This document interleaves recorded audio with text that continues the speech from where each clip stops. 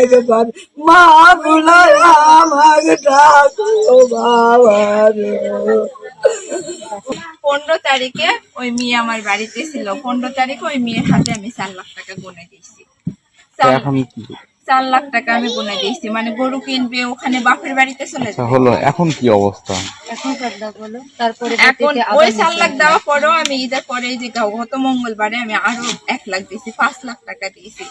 দেওয়ার পরে আমার ভাইয়ের সাথে ঝগড়া, ওই মেয়ের আমার বাড়িতে আসতে চায় না, থাকতে চায় না। আমার ভাই এত বড় চাকুলি আমাদের সামনে ভিডিও কলে গলাতে খোঁজ দেয়, আমাদের কাছে পিক আছে এখনো, গলা রক্ত রক্ত হয় একই করে। আমরা কান্না কাটি হুলস্থুল ফেলে দিয়েছি। দেওয়ার পরে তখন কি হয়েছে, ওই মেয়ে মঙ্গলবারে যাওয়ার পরে টাকালিয়া যাওয়ার পরে বুধবার আমার ভাইকে ডিভোর্স করে দিয়েছে। গত বুধবার? হ্যাঁ, গত বুধবারে ডিভোর্স করে দিয়েছে। ফোন দিই কারো ফোন ওঠাই না, সবাইকে ব্লক করে দিয়েছে। ডিভোর্সের কাগজ পাঠায় সবাইকে ব্লক করে দিয়েছে। তখন আমার ভাই কান্নাকাটি, আমি দেখেছি। আচ্ছা, ওটা হলো আপনার গত বুধবারের পরে আজকে কি ঘটনা? গত বুধবারের পরে কালকে আমার ভাই 9:30টার সময় গলায় ডিভোর্স মারা দিছে। গেছে। ডিভোর্স দিছে বুধবারে ডিভোর্স দিছে। হ্যাঁ, বুধবারে ডিভোর্স দিছে। ওই মেয়েকে আমরা মেলা বোঝানোর চেষ্টা করছি, নিয়ে আসার চেষ্টা করছি। আপনি বলছেন বুধবারে ডিভোর্স দিল, মারা গেল কয়টায়?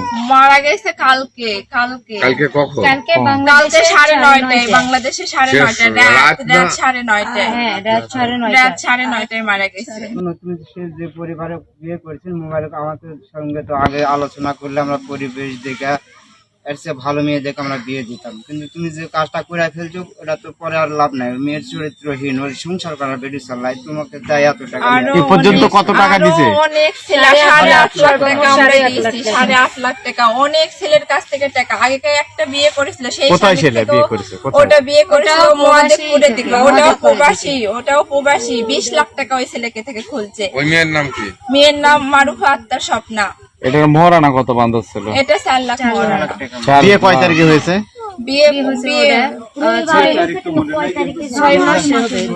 জানুয়ারি মাসের 5 তারিখ। কাগজপত্র নাই বিয়ের?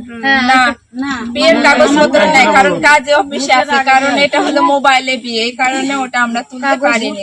মোবাইলে বিয়ে, ছেলে আসলে মানে প্রবাসী থেকে মোবাইলে বিয়ে করেছে। এখন আপনারা কি চিন্তা ভাবনা করতেছেন? আমরা চাই আমার ভাইয়ের হত্যার বিচার চাই, অল ফ্যামিলি আমরা শাস্তি চাই, আমরা বিচার চাই। হত্যার দায়ী এবং আমরা টাকা পয়সা নিয়ে এরকম ভাবে